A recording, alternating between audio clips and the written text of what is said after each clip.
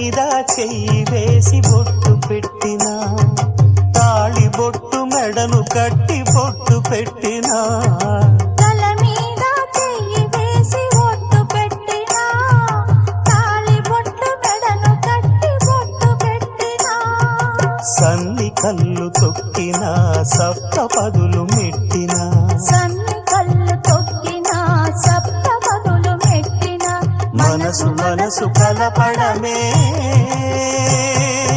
మంత్రం పరమార్థం. శ్రీరస్తు శుభమస్తు, శ్రీరస్తు శుభమస్తు.